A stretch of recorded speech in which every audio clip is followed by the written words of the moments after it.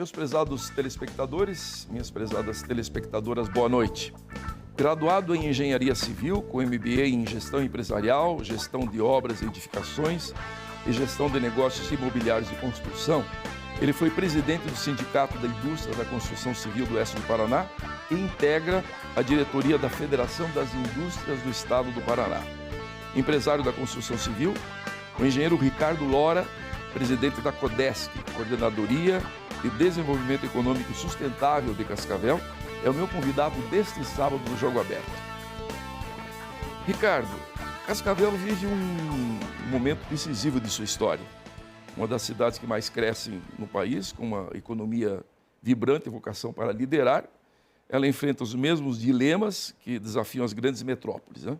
Mobilidade, sustentabilidade, infraestrutura, qualidade de vida e o mais importante de todos, planejamento. Composta por mais de 65 instituições distribuídas em câmaras técnicas temáticas, a entidade que você preside desenha hoje a Cascavel que queremos viver em 2050.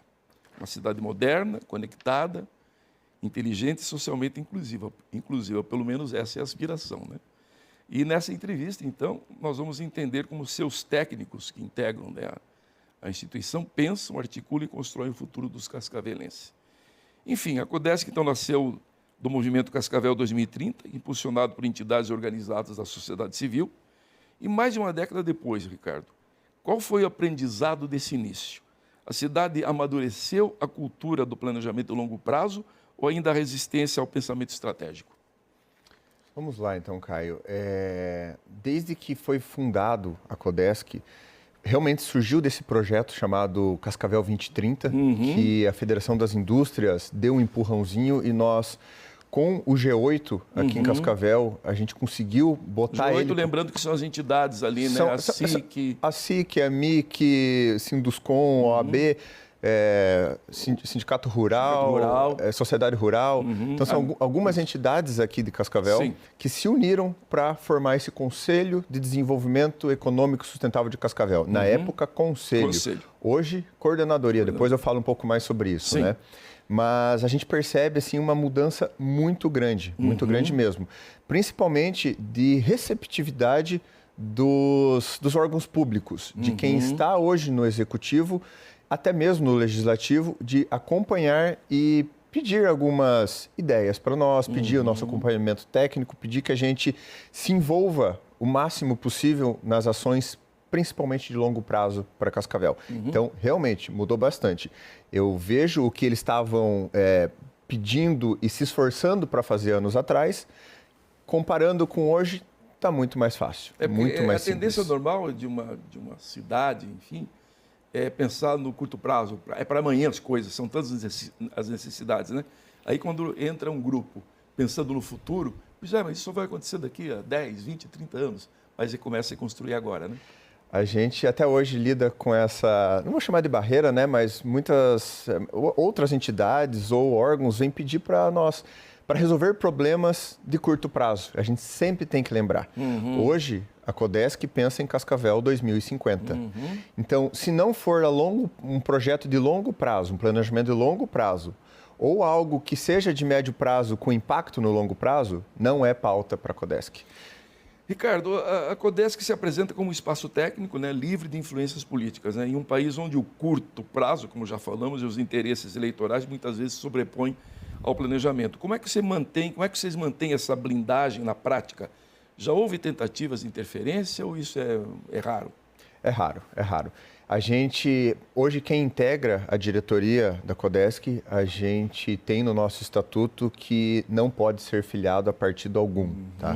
Então, principalmente. Então, a gente tem que ficar apartidário.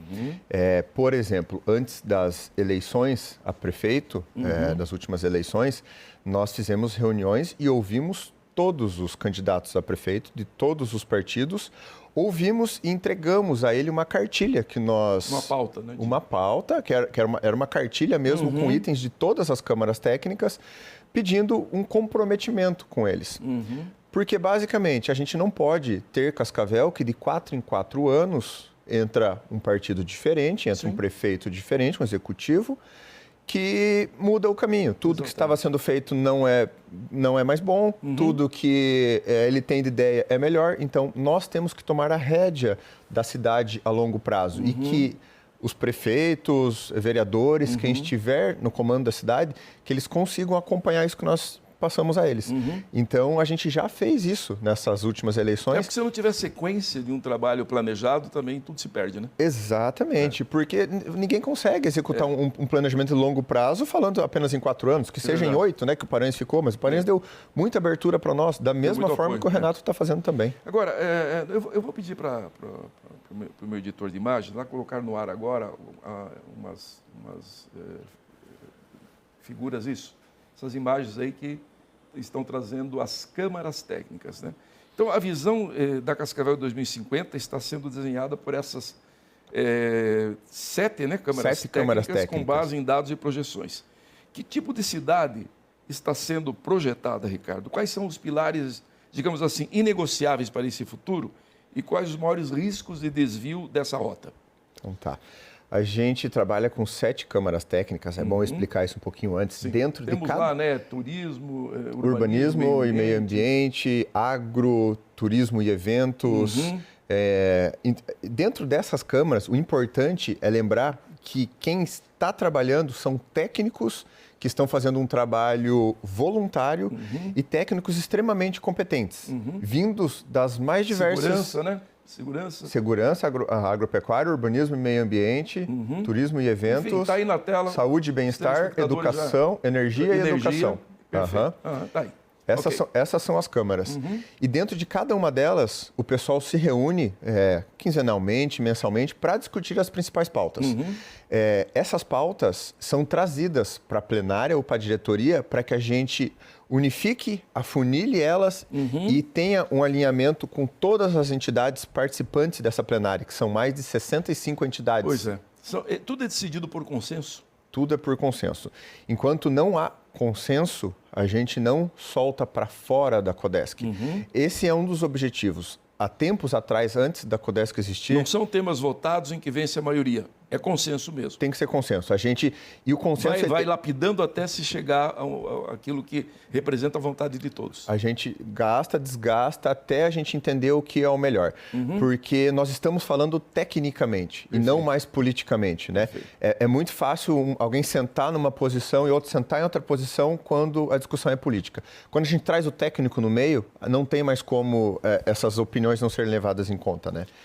Agora, Ricardo, a Codesc tem sido decisiva, só para a gente dar um exemplo para os telespectadores, ela tem sido decisiva em temas de peso, como, por exemplo, na concretização do novo aeroporto regional do Oeste, né, esse belíssimo aeroporto que Cascavel ganhou e que já pelo 3º ano consecutivo é eleito o melhor aeroporto regional do Brasil, né, de porte do tamanho, né, de uma região, que atende uma região toda.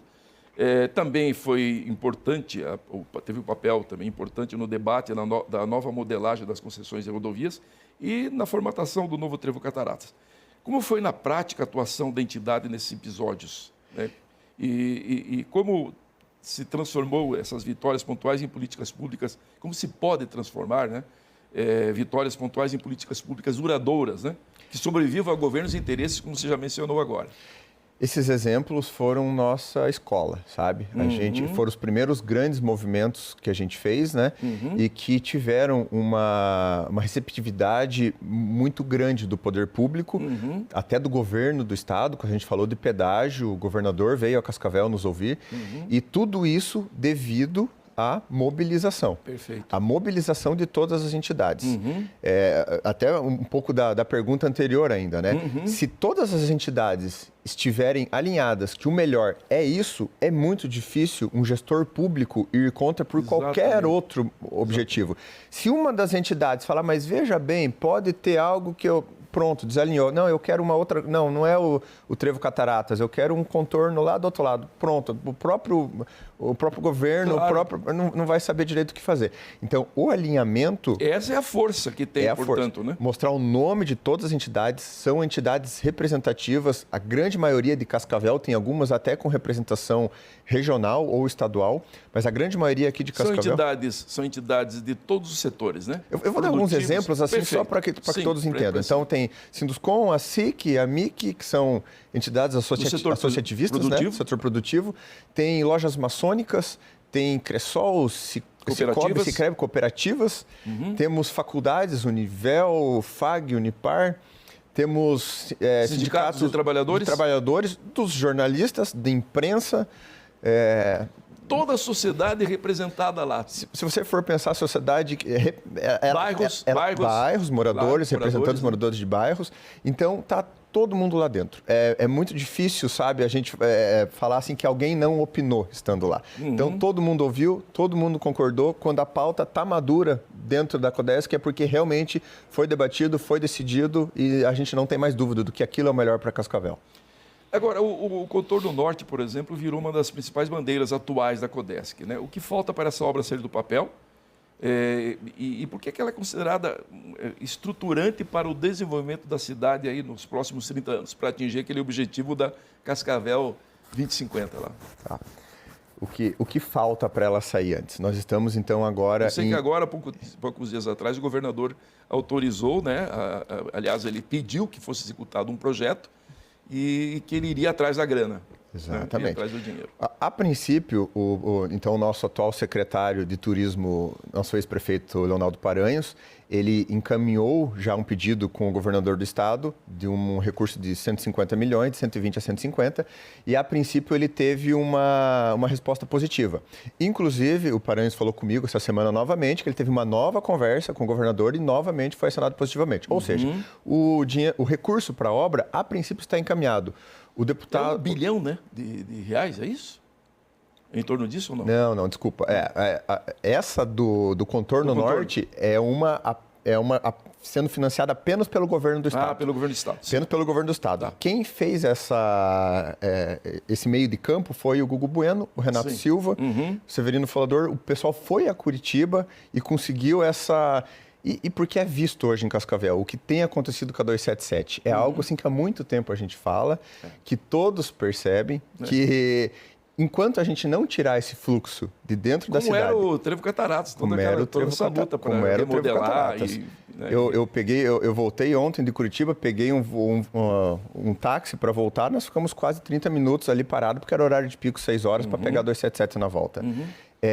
Mas a gente precisa, o Contorno Norte, a princípio, é a principal bandeira, porque a gente fez um estudo feito na realidade pelo IPC, alguns anos atrás, que o maior movimento sai de Foz do Iguaçu e vai para o norte do Paraná, e não somente para o Porto de Paranaguá, que era o que nós acreditávamos inicialmente, que o maior movimento era sentido Porto. Sim. Então, o Contorno Norte, ele pode pegar diretamente ali a 467, pega o contorno com a 467, pega a 369, sentido Maringá, pega a Tupanci e liga até a 277 do outro lado. Para a gente encerrar esse bloco, esse estudo demonstrou então que o fluxo não é o que se imaginava, não é para Curitiba, Paranaguá. E o número é expressivo. É para o norte do estado? É para o norte do estado, 4 vezes mais. Não me diga. Não é nem o dobro. Isso é surpreendente até para o consenso. É 4 vezes mais. Era outro, né?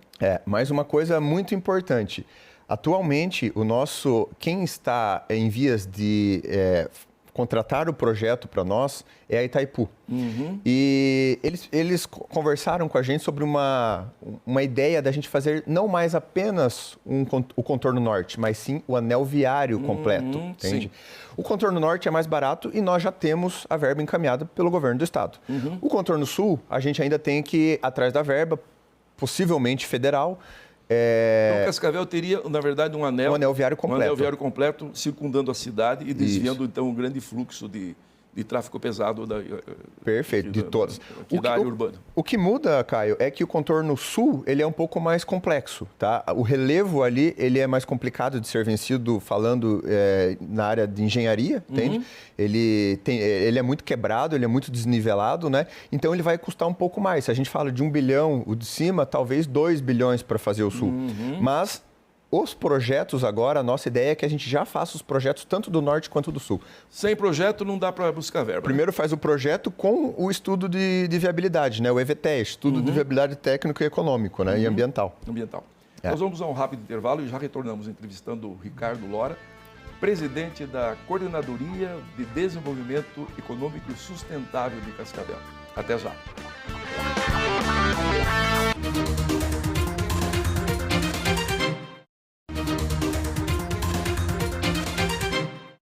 Você está assistindo o Jogo Aberto nesta noite de sábado, em que recebo aqui nos estúdios da TV Tarobá o engenheiro, empresário da construção civil, Ricardo Lora.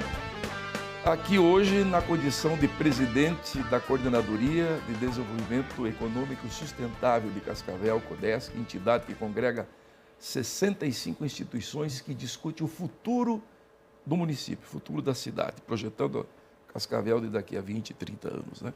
Ricardo, a verticalização vem crescendo muito aqui em Cascavel, como em outras cidades aqui da região, né? Nas discussões lá das câmaras técnicas, lá, como é que se busca equilibrar essa tendência natural de adensamento, né? Com preservação da qualidade de vida, trânsito fluido, ventilação urbana e espaços verdes? Pergunta complexa para um programa curto. Um programa inteiro, né? Dá um programa inteiro para falar disso. Você poderia 30 dizer. segundos. Na realidade, assim, então a gente tem uma participação... Eu sei que essa é uma das grandes preocupações lá, né? Uma participação efetiva em cima de plano diretor, né? O plano diretor, ele vai acabar, plano diretor e plano de mobilidade, ele vai acabar arrumando todas essas decisões públicas, né? Para que lado a cidade vai ser liberado os loteamentos novos, o crescimento e a expansão do perímetro urbano e até mesmo essa permissividade para construções maiores no centro da cidade, né? Um aproveitamento maior, a gente chama de coeficiente de aproveitamento, né? Para poder fazer edifícios maiores. Hoje a gente estuda muito, a gente trabalha muito em cima desses números. Inclusive, alguns anos atrás, a gente contratou uma consultoria chamada Urban Systems. O pessoal é especialista nisso, presta serviço para muitas prefeituras do Brasil afora. E a gente fez uma contratação de um serviço de excelência, um serviço de quase 2 anos. E eles trouxeram muitos dados. A partir desses dados, a gente distribuiu esses dados para todas as câmaras técnicas para que a gente trabalhasse com eles, entendesse os melhores cenários. Mas grande parte disso a gente percebe que Cascavel, ela precisa das duas coisas. Ela precisa se expandir, porque a gente está passando por um crescimento exponencial fora da curva. Cascavel é um ponto que o Brasil todo está olhando. Sim. Cascavel e o oeste do Paraná, Claro. mas Cascavel por ser a principal cidade aqui, né? Então a gente está crescendo muito. Tem muita gente de fora vindo, muita gente se instalando, muitas empresas. Então nós vamos precisar de mais espaço para indústria, para comércio, para residências. E vamos precisar também melhorar nossa infraestrutura viária, urbana, Sem saneamento e dúvida. eletricidade. Para isso, a gente fala que o adensamento pode ser a melhor opção também, porque você consegue permitir que pessoas trabalhem de ônibus, Sem dúvida. consigam uma caminhabilidade ótima dentro da cidade. Quem sabe sonhar até um dia, futuramente, sim, com o metrô. Exatamente. Até porque quando se pensa em expansão da área urbana, que é muito bom, claro, você favorece muitas pessoas que podem adquirir terrenos a preços mais interessantes, né? Em preços melhores, um pouco mais fora do centro e daquelas áreas mais desejadas pelo comércio, mesmo para moradia. Mas junto tem que ir transporte, luz, água, esgoto, quer dizer, são grandes desafios realmente, né? São grandes obras. E por isso que dentro das câmaras técnicas, por exemplo, eu não citei antes, mas a Copel participa da Câmara de Energia. Então, o gerente, Sanepar, né? o gerente regional, Certamente. a Sanepar, gerente regional. Então, eles estão dentro das câmaras técnicas, subsidiando as nossas informações em tempo real. Nós estamos falando sobre o crescimento da cidade para tal lado. Falamos um pouco do centro de eventos. O cara da Copel já está lá dentro. Falando em centro de eventos, já vou pegar o gancho aqui. Pronto.